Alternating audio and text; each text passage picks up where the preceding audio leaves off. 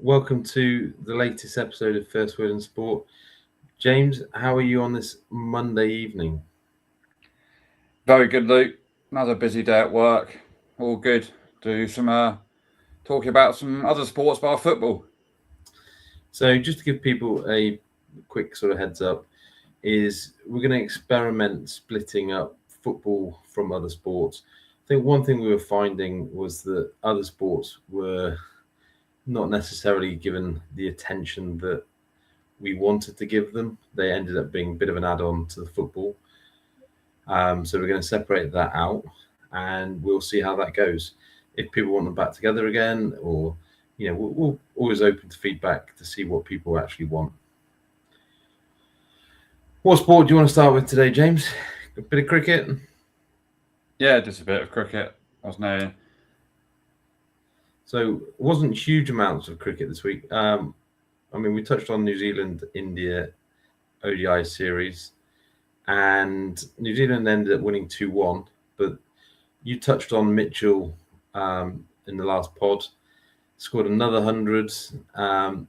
What was interesting, I see he for a 3-match series, he ended up scoring 352 runs in the series, and that's only 8 short of Baba Azam in terms of the highest ever total, which is pretty crazy when you think about it.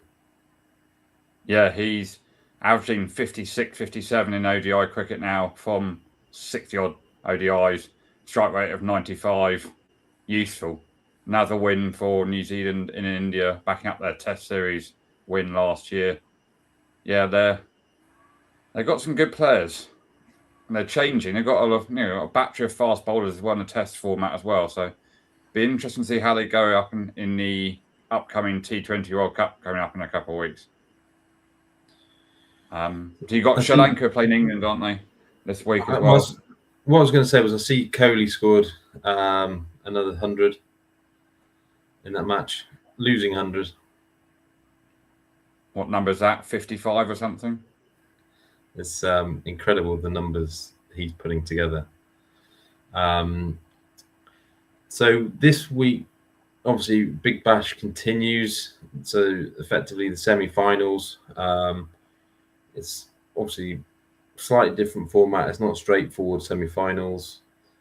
And then the final. What days are finals? At Saturday, Sunday.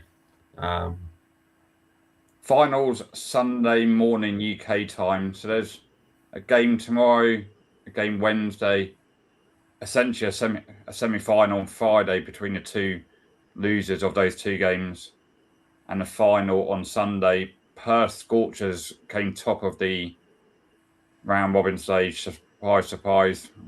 Their record in this is ridiculous. And Sydney, the Sixers, who have got quite a useful team with Steve Smith and Mitchell Starc back in that side. Did you see the clip with Steve Smith last week? With Baba? Yeah, where he refused. I think there've been 3 dot balls before the final ball of the over. Should have been a simple single. Smith sends him back, says not interested in the run, which is pretty extraordinary, really. Obviously he backed it up by hitting 32 off the next over, but it was still pretty unusual when you see an international player get sort of treated in that way. And you could tell he was quite insulted as he smashed the boundary foam as he walked off. Yeah, on Steve Smith to cheat, he hasn't been picked for the Australian T20 World Cup either. That shows how many options they do have at the top of the order, because he's been scoring runs for fun in the last week or so. Well, do you think if they picked the team tomorrow, whether he would have been in that squad? No, they picked it overnight. Picked the 17 really? Overnight. It wasn't picked. Yeah. It wasn't picked last week or anything like that. It was picked overnight. Okay. Haven't picked him at all. Interesting. I assumed it was a legacy thing where it had been selected, say, a month ago, and he's obviously just come into some really good form with it. That is interesting. One story that has happened in the last week or two was obviously a cricketer we grew up with, Damien Martin. He'd been very ill in hospital with meningitis. He is back now, having made what looks to be a very promising recovery, which is always good news. As I think it was a bit touch and go at one point. Yeah, he was always in that middle order, that great Australian team in the early 2000s. I mean, it's a silly team how much talent they had, but yeah, he could bat at 5, useful. So thankfully, he's on the road to recovery by the sounds of it down under there. So we've got the T20 World Cup starting 7th of February. So in preparation for that, England are playing Sri Lanka this week. Obviously in 50 over cricket, because that makes sense. Another great scheduling by our friend Rob Key. I mean, at least they're playing sort of subcontinent cricket, roughly the right venue. I'm just surprised they're not playing in South Africa, playing a 50 over in South Africa or something. Yeah, I mean, the scheduling, so they're just out there they're going to have to play some proper cricket, because as I said on a pod recently, they're in danger of not actually qualifying automatically for the next 50 over World Cup in a couple of years. They're down in 7th. Only the top 8 qualify automatically, and then the other 9 and below go into another tournament. Now they'll easily get into it, the World Cup, but it's just another embarrassment.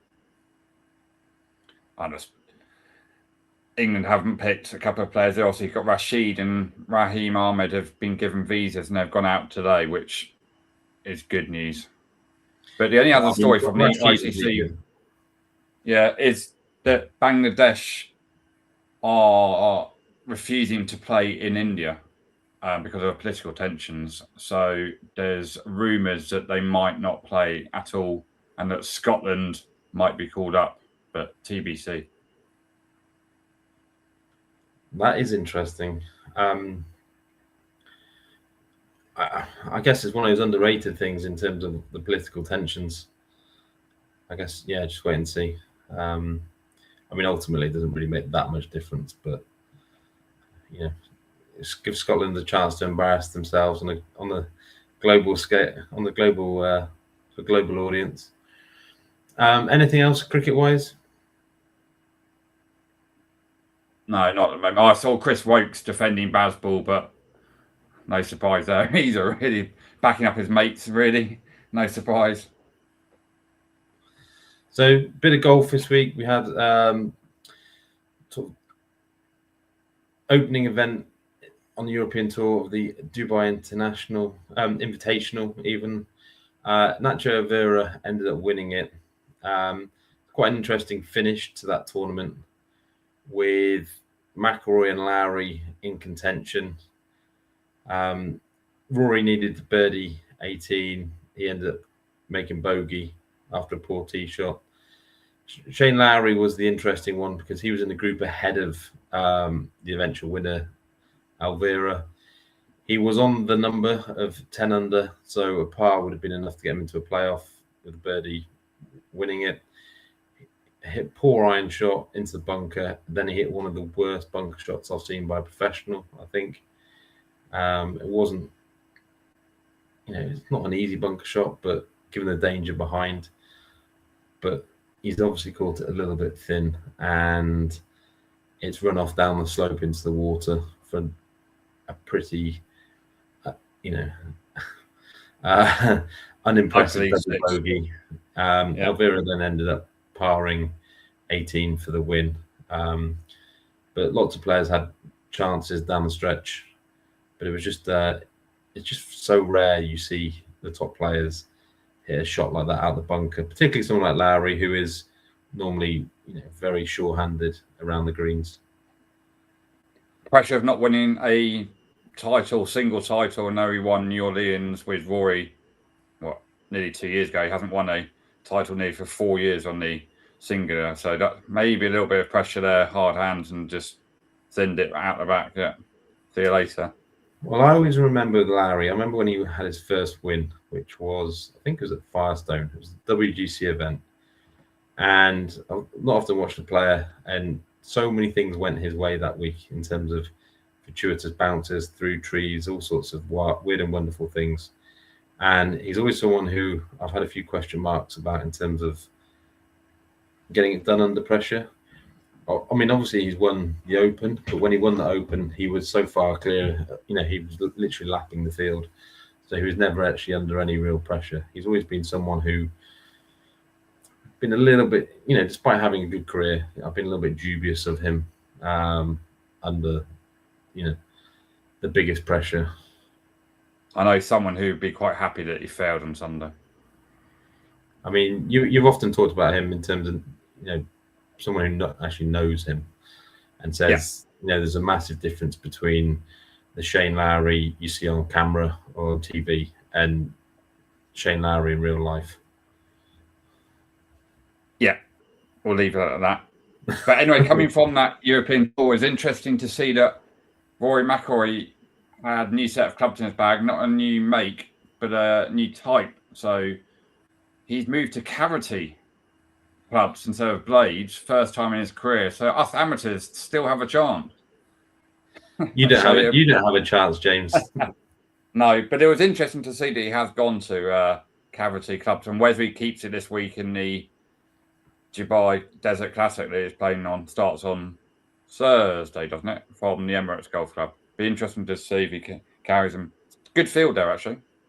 Well, I think the thing about I think there's always this sort of snobbery about cavity backs and blades. So it's always been a case of, the pros hit blades and, the amateurs can hit cavity backs. And I think you're seeing a shift away from, blades. It always used to be that you got more feel from blades than you did from cavity backs. But I think those days have gone, in the same way that you're seeing the pros hit more sort of 7-iron type woods instead of long irons. So some of the older school myths are being slowly sort of disbanded. The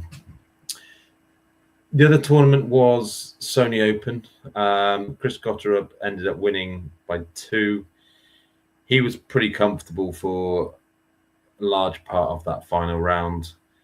He had leads of 3-4 shots at various points, and he never looked really like being caught. It's impressive. He's racking up a few wins now, and I mean, probably the eye catcher for me was actually McIntyre. And it was interesting to hear his comments after. So he had a final round 63 to finish tied 4th, but there was an incident in his second round where he just said he completely lost his patience, lost his temper, and it arguably cost him the tournament. And he said that he has to learn that it's a 72-hole tournament and literally every hole matters. And I think that is right. The margins at this level are so fine that you have to be mentally strong all the way around. I think what was interesting about that performance from McIntyre was I would never have that course in Hawaii as one that actually suits him.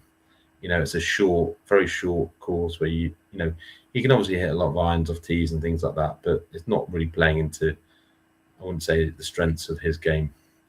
So it probably bodes well, I think, for the coming months. As you touched on, we've got Dubai Desert Classic this week at a golf course we've actually played together. So badly. I think it wasn't like we went in February, so we went a couple of weeks after this tournament, 12, 13 years ago, and the rough was just like you put the ball in the rough and it was like reload. You just couldn't get out of the rough, or let alone find it. So yeah. But didn't you eagle 18? I missed an eagle putt on 18, James. Missed the eagle putt on 18. I knew you hit the green into, yeah. But it was interesting, actually. I think it's always a reminder for these courses in foreign climes, particularly around the world. I've been lucky enough to play in a few different countries now, but so in Dubai, things like the sand, the waste areas are so different to anything I've certainly played anywhere else in the world. It's completely different to, say, the waste areas in Arizona or somewhere like that. It's a fun course, and it's always interesting to, on these golf courses where you literally know every single hole because you watched it for 20 plus years. So it's always quite good fun. As you say, a decent field. And then in PGA on the PGA Tour, we have the American Express at La Quinta. Again, a course which I've seen enough times now to that it's interesting. I always think that's one of the problems that Live Golf has, is that it doesn't have enough golf courses that the viewers will be sort of familiar with and can grow. Just familiar with and know what dangers lurk, etc. So should be quite an interesting week of golf, I think. Yeah, Liv might be losing another former major player. Patrick Reed's comment saying he wants to go back and play on the best tour, PGA Tour. That was quite a strange comment, or a comment, please, I don't want to play on Liv anymore, but it'd be interesting to see if he goes. Well, I think what you see with something like that is that obviously the PGA Tour came out with the amnesty for these the big players, and nothing was really done in terms of some of the smaller players. So I do wonder if at some point, it makes me wonder if something might be in the pipeline to try and get some of the other names back onto the PGA Tour. Because I'd be surprised if Reed would make those comments without having an inkling of, him being able to return. Hopefully PGA Tour says no, Liv says no, and we don't have to see Patrick Reed again on the golf course. I just get John Rahm back. No chance. Rugby, James. Obviously, you had your fill of European Cup action this week. Yeah, it's always good. There's a silly amount of tries. It's gone like Super Rugby almost in the last couple of weeks, where there's tries galore from the 16 tries that Bristol scored a couple of weeks ago. Yeah, the big takeaways are that La Rochelle out. They got beaten by Harlequins at home yesterday afternoon, Sunday. And that meant that Leicester, who played their kids down in South Africa, they've gone through as well. Glasgow Warriors gave Saracens a shellacking at home up in Glasgow. They looked mightily impressive on their home patch, won 4 from 4 to win their group. Northampton beat Scarlet, in another 40-odd, 30-odd game at Franklin's Gardens yesterday. Toulouse beat Sale 77-7, record defeat for Sale, but again, Sale chucked their kids over because they've already qualified. So it does need some tweaking, this tournament, in terms of a few teams they only need to win 2/3 games, and the other game in the group they can just basically play their reserves. So it does need tweaking. So the last 16 draw happened. Bordeaux played Leicester, Glasgow played the Bulls, Leinster play Edinburgh, Bath Saracens, English derby, Northampton Castra, Harlequins, who can't buy a win in the Premiership in UK, play Sale, Houdon play the Stormers, Toulouse play Bristol, which would be a brilliant game. And then they also made the quarter-final and the semi-final draw. And the finals are to be played in Bilbao, which will be a great weekend, actually, on the 22nd, 23rd of May. So, yeah, those games. Question for you. So you said, obviously, certain teams made massive changes. Were they expected to make massive changes all along, or was it something surprising? No, yeah, you knew which teams have already qualified, and you kind of knew those teams that could only get away draws because they've only won 2 games, so they kind of knew. And with rugby, you have to announce your team 12 o'clock the day before you play, midday GMT time. And that includes, if you play on Sunday, you still have to announce it at 12 o'clock on. So you know anyway what your team's going to be. I was thinking more just from a betting perspective, just in terms of whether it was a case of, people found the team news out and then there's huge price movements, but it sounds like that's not the case if you're having to declare what your team is and stuff like that.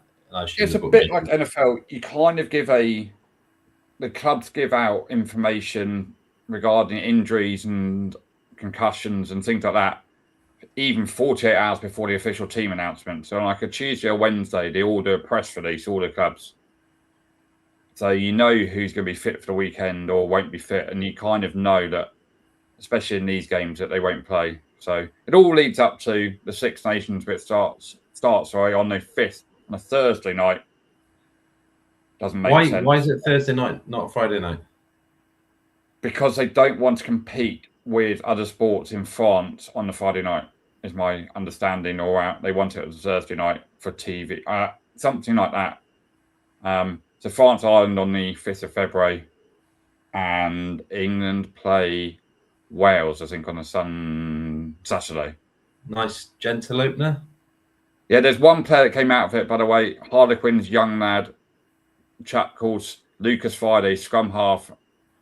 Very impressive again by all accounts. Son of Mike Friday, the ex-England Sevens coach, amongst other nations he's coached. But one to keep an eye on, Lucas Friday.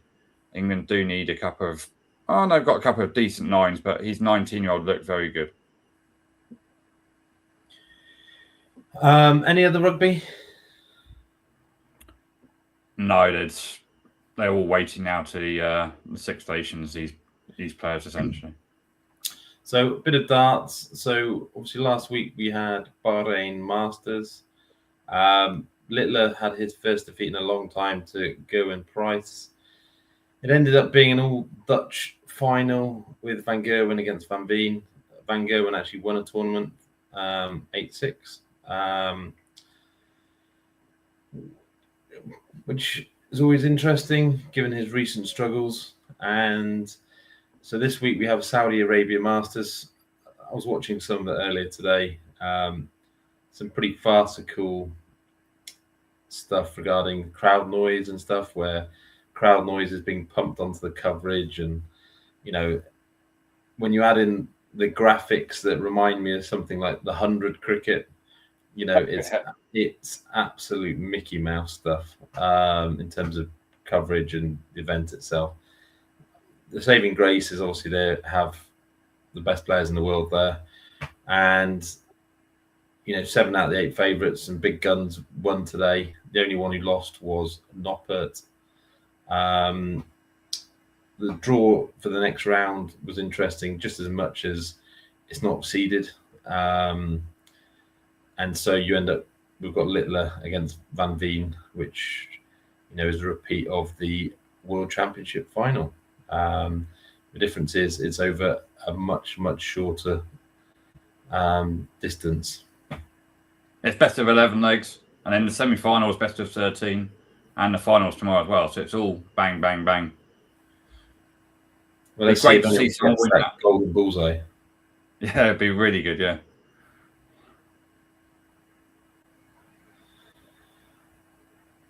Did you watch any of the darts? No. Too busy today to watch that. We've had a little bit of NBA basketball in Europe, so not just the regular season games, but essentially Orlando and Memphis have been over for the last few days. They played in Berlin, I think it was last Thursday, and then they played in London over the weekend. There's quite a lot of talk about where it's interesting. There's quite a bit of talk about European Super League and European NBA. And apparently there were a lot of representatives from your Real Madrids and your Barcelonas of the world. What people have to realize is all these teams have, the big teams like your Real Madrids and stuff, they actually have very good European basketball teams anyway. So they play in obviously the Spanish division. So it's not a stretch for them to have some Super NBA affiliated team. Whereas it would be a stretch for, I don't know, someone like an Arsenal to have a team like that. But it's interesting to see where that ends up going. But it's always quite interesting to, get a chance to watch NBA in a different country. It's never quite the same, but still always good fun. Yeah, I'm not a huge NBA fan, but it's massive in Europe. Eastern Europe especially, it's absolutely huge kind of thing. Like Greece and Macedonia and all those places, it's absolutely their major sport essentially. Let's talk NFL. So we've had another blockbuster of a weekend, divisional playoffs. Before we look back on the games from the weekend, there is some housekeeping on the back of some of those games. The big news really is that Sean McDermott of the Bills has been fired today. It seems excessive, to put mildly, given that essentially Buffalo winning or not last night was a coin flip at various times. The game's gone to overtime. I think that they've clearly just run out of patience with him, and they're worried about wasting the Josh Allen era. And he pays the price. It does feel particularly harsh, though. And as is often the case with these things, is another story comes out, and that is that Brandon Bean has been promoted. So this is so he is someone involved with all the has been involved with all the draft, recruitment of the various players, and somehow instead of being fired, he's got himself a promotion, more power. Apparently he's quite close to Josh Allen, but I saw some stats going around earlier which are pretty bewildering, that is worthy of being promoted for. So I think I saw something which said 56 players have been drafted since Allen. 2 of them have been Pro Bowlers. That's a pretty horrendous return. And not only that, but James Cook and Dawson Knox, they're not exactly, superstars within those who, They're not top of their class, you know what I mean? I mean, you'd have been there for a long time trying to name tight ends, picking Dawson Knox out of those lists. And even James Cook, he's had some good seasons, but you would hardly regard him as truly elite. So, I mean, I think where I have sympathy for McDermott is their defense has been really poor, and the weapons that Josh Allen has are terrible. They probably have the worst set of wide receivers of the teams in the playoffs. So, they're putting a lot of emphasis on Allen, and so often you watch them and he's literally carrying them on his back, and he wasn't able to quite get it done. It makes you wonder, though, Allen must have had an influence in the decision to remove McDermott. They're not going to remove McDermott without asking Josh Allen, what do you think? Surely. Your franchise quarterback and your most important individual in that franchise, surely you're going to ask him what you think before you make that decision. Well, apparently surely Josh Allen's gone, yes, please. Otherwise, apparently McDermott and Allen had quite a fractious relationship in the early doors. Yeah. So it's been a little bit better recently. But I think we saw with John Harbaugh and Lamar Jackson at Ravens is that, they ended up having to make a decision. Jackson wasn't happy. It was either keep Jackson happy or, you have some really difficult decisions to make. And, firing the coach was the easy way to go. Talking about John Harbaugh, he has gone to the Giants. So to replace Brian Daboll, who interestingly is now one of the front runners to replace Sean McDermott. It's amazing how these coaching jobs sort of swings around about. Yeah, sacked and a top job comes up. Happy days. And then the other one is that Atlanta have hired Stefanski from who was at the Browns. Pretty dreadful record there, but that's a pretty thankless job, to be honest. So let's move on to the weekend's action. Let's start with that Buffalo game. It ended up with Denver winning 33-30 in overtime. Denver looked to be cruising to that game. They were 23-10 up at one stage in that third quarter, helped by a couple of Allen mistakes either side at half-time. And then, as Allen does, is, they scored a couple of touchdowns to get back into it. And it was just chaos from the last couple of minutes in that fourth quarter, where there was a great touchdown by Mims, and then there was a Prater field goal to tie it up, went to overtime, and then we had the interception on Diggs by McMillan, which loads of people, was it an interception? Was it a catch? Also, down by contact. He was absolutely 100% down by contact. It's a hometown decision, in my view. He caught the ball, his knee was down, and he still had the ball. Then he got stripped on him, and that was a hometown decision in a big game. Complete and utter nonsense. Absolutely ridiculous. So I wouldn't be so quick to make a judgment on something like that, because I actually think it's quite a difficult decision. There's a lot of nuance to it, and I think what was quite telling for me was probably Diggs' reaction. Afterwards, he gave the impression that he'd messed up, sort of thing. But it was just one of those. It's just one of those plays that will spark controversy, and if you're a Buffalo fan, then you're never going to be happy with it. But it obviously changed the game, because it was a big fourth down, and if that is a completion, then it's a relatively simple field goal. But it wasn't to be. And then Bo Nix led Denver to,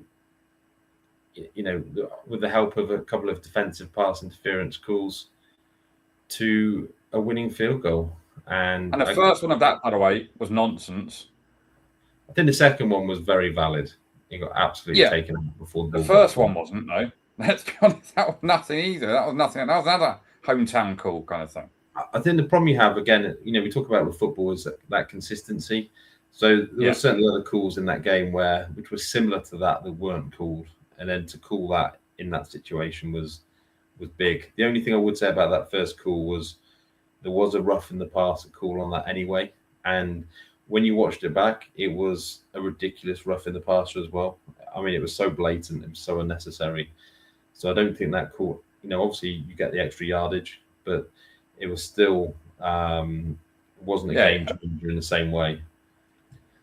And then, so the big news from that game is that Bo Nix, on the penultimate play, has managed to break a bone in his foot, I believe, and he will now be out of the match against New England. So New England can't believe their luck on a play that he's not actually doing anything either. Breaks a bone in his foot. How? It's unbelievable. So Jarrett Stidham will come in. He's only made 4 starts for Denver before, 1-3, no playoff games, hasn't played for a couple of years since sort of not garbage time, but week 18 game that didn't matter against Las Vegas. Oh, good luck. Wow. As you say, New England, count your lucky stars. But again, it was another amazing game, and Josh Allen showing how good he is again. And obviously, he had a couple of turnovers in that game, which were a bit of a killer. It's a couple of poor decisions from him, but he still gave his team a chance, and they just weren't quite good enough. Yeah, it's going to. So San Francisco, Seattle battered them 41-6. Literally, the game was over almost on the first play. Kickoff return for a touchdown. Before you knew it, Seattle were 17-0 up in that first quarter, complete control, and they were able just to essentially control the clock, control the game. What was amazing about that is obviously Darnold came into it with injury concerns, but he only had to throw the ball 17 times. So, it was just so comfortable for him. Game management. It's amazing to think that a team wins 41-6 and your quarterback has 124 passing yards with 1 touchdown. But again, some big news from that game is that obviously Walker got the 3 touchdowns, but it is a 2-headed monster, the running game in Seattle. And it looks like Zach Charbonnet is out for the season looks like he'll be out for a bit longer than that as well. He has a torn ACL, so that is a bit of a blow to Seattle's running game. I mean, Walker should be able to cope with it, but these things do matter. Houston, New England, 28-16 to New England. It was shaping up to be quite an interesting game at one point. Houston had got back to within 5 points, had chances before probably the best catch I've seen in a little while. A real turning point in the game from Butte. Brilliant diving catch for a touchdown. And from there, New England never looked back. I think for Houston, what you saw was turnovers absolutely killed them. Did you see that stat? No, turnovers. They had 5. They had 5 in the game. They only had 12 all season.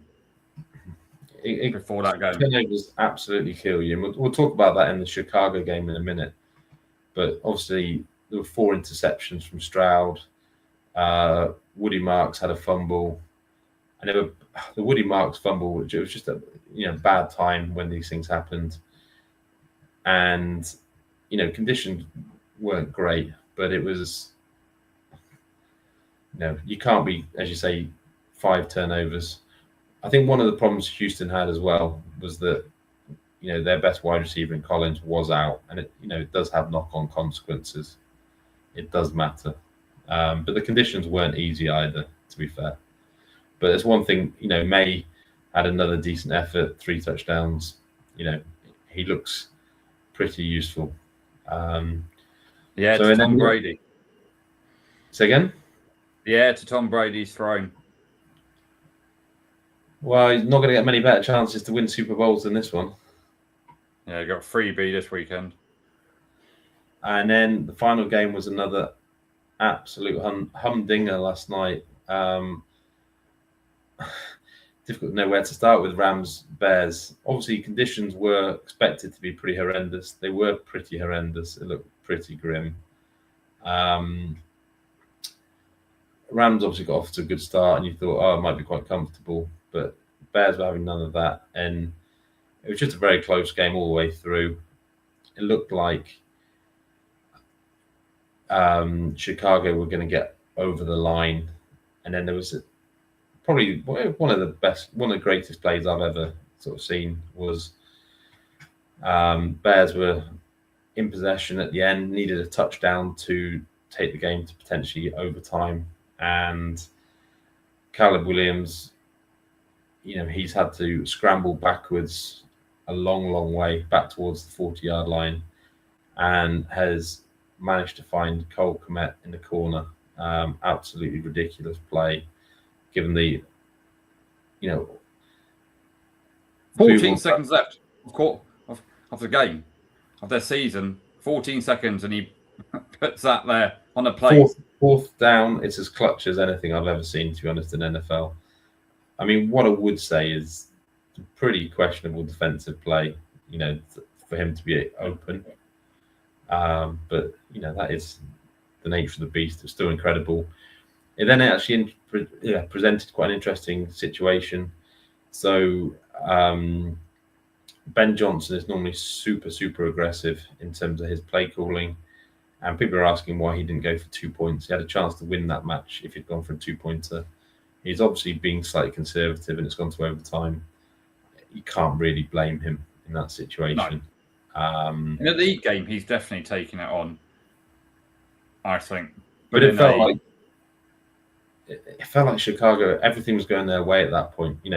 That was such a demoralizing thing for the Rams. Ballsy to take it on, though, if he took it on. Oh, and I guess one of the things that felt like influenced them a little bit was that they'd left a couple of field goals out there where they'd gone for 4th downs earlier in the game. They didn't complete. So I also wonder if that played a bit of a factor in it. Anyway, it went to overtime, and eventually Williams had an interception. I'm not convinced it was brilliant. He wasn't helped by his wide receiver, and I think you'll see a bit of chat about that, on social media. And the Rams were able to go up the other end and get within field goal range, and effectively made the field goal and game over. I think the Rams really dodged a bullet there. To be honest, they were not impressive. But again, one thing with Stafford was he had no turnovers, in those conditions, whereas the Bears ended up having 3 turnovers. If you lose a turnover battle, it's amazing how often you actually lose the match. So big key thing from the weekend, isn't it? 2 out of 4 games decided on turnovers. It's always been that way. Turnover battle was huge. So while Stafford's numbers may not look impressive, he also didn't kill the team. And then so basically it sets up New England at Denver and Rams at Seattle for a place in the Super Bowl. So Sunday night both those games. Exciting stuff as always. So Sunday night both. And so other sports, James, anything caught your eye? Bit of tennis, isn't it? The Australian Open started. We know who's going to be in the final of the men's. Sinner versus Alcaraz. Unless one breaks down, but even then they probably beat their opponent on one leg. I mean, Djokovic won this morning, Monday, so whatever. Comfortably in 3 sets, looking for his 25th Grand Slam, which would put him on top of the tree. He hasn't got the power now to beat those two, so we just get to the final and then watch a 5.5-hour slugfest between those two, really. Probably where Sinner comes out on top. But isn't Alcaraz going for the Grand Slam, isn't he? Hasn't youngest won. ever he would be. That would be some achievement if you think about all the tennis greats in recent times. Yeah, especially in the last 15, 20 years with arguably the 3 best ever. Djokovic, Federer, and Nadal. How do you and then in women's yeah, he only won 3. And then you got the women's. I see Raducanu won, and Zabalenka. It's just doesn't really excite me, tennis anymore, unfortunately. Horse racing, you had some good racing at Ascot on Saturday, where the champion chase market was shook up a bit because Ile Tomp fell, winded himself 2 out. He was beaten anyway, and John Bong, the old boy, got up again. Got up again to win his 2nd back-to-back Clarence House. He's never finished outside the top 2 in his chasing career. It's quite an impressive CV, actually, from John Bond. Feel a bit sorry for Harry Cobden because he got injured, concussion early in the card. So Bowen took over. James Burns, he took over, and Cobden's actually got to pass some concussion tests for this week, where it's Cheltenham Trials on Saturday, where he's got 8 races there. So you've got the Triumph Hurdle chase, you've got the Glen Farkas cross-country chase, you've got the Cotswold chase, you've got the Unibet Hurdle, which is the champion hurdle run between Serginho and the New Lion. So Serginho's 8-15 to beat the New Lion, who is still going to be partnered by Harry Skelton, even though he's owned by JP, not Harry Cobden. So you've got some really good racing at Cheltenham on Saturday. Great card, actually, all on ITV. Not all of them, but 6 out of the 8 are on ITV this weekend. Darren Park, you've got the big handicap Grade 3 chase, which is a Grand National trial running. Better Times Ahead's the favourite there. You've got a load of Mullins horses running as per usual. High Class Hero, Captain Cody. That was won last year by Nick Rocket, who won the Grand National at Aintree last year. So there's a few good races at this weekend coming up. And obviously you've got Ireland will have a good race on Sunday as well. So it's all leading up to Cheltenham. 50 days to Cheltenham, when you've got 4 days of racing, where you can do your absolutely proverbials if you want to, especially on some of those grounds in recent years. It's a good day out, James. It's a good day out. Any other sport to catch your eye? No, the snooker was quite... Well, the semi-finals were good. Weren't they 6-5 apiece? Higgins coming back to beat Judd Trump. 3-0 down and 5-3 down and winning 6-5. The old man at 50. Judd Trump probably thinking another tournament let go by. Hasn't won one for near enough 14 months now. So that's a concern for his backers and his fans coming up to the World Championship that starts in mid-April, I believe it is. So 3 months' time. And in the other semi-final, Kyron Wilson won 6-5 as well. And then the final, which was a pretty drab affair. I watched the last session, didn't watch the first session. It was poor standard. It really was. Higgins just didn't turn up. Whether he was tired, mentally, physically, I'm not sure. But he played like a pub player, really. He admitted it as well. He was just like, sorry, lads, I was rubbish. And Kai Wilson wins comfortably 10-6. Could have been a lot. Could have been 10-2, 10-3, really. And that's Kai Wilson's first Masters. So he's now got 2/3 of the Grand Slam. He's obviously won the World Champs a couple of years ago. So good to see him back in some form leading up to the World Championships, which is completely and utterly wide open. I mean, it's just good luck finding any sort of winner there kind of thing.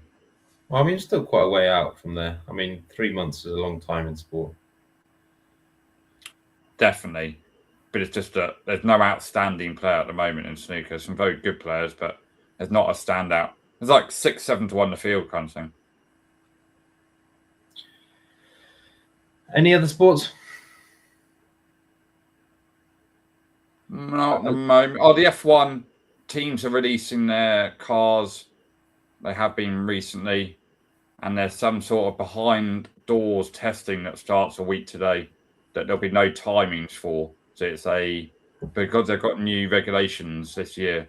And there has been some noise last week that Mercedes and Red Bull are stolen a march regarding their engine capacity or something like this. And the other teams, surprisingly, are going, well, hang on a minute here, you read the rules wrong. And that's not fair. People are saying it's half a second of that quicker these two teams have got ahead of McLaren. So, yeah, that would be interesting to see. But you won't see any timings until the Bahrain test in, I think it's 2.5 weeks' time or something like that. Yeah, I certainly saw something about how they were sort of circumventing the, certainly the intention of the rules. And it related to stuff happening at high temperatures rather than when it's cold, which I think was when, what the intention of the rule was. But I mean, these guys are so good at trying to find loopholes and things like that. They got to do something for that sport because it's dying a death. It really is. It's big in America, James. Yeah, they spent a lot of money on it.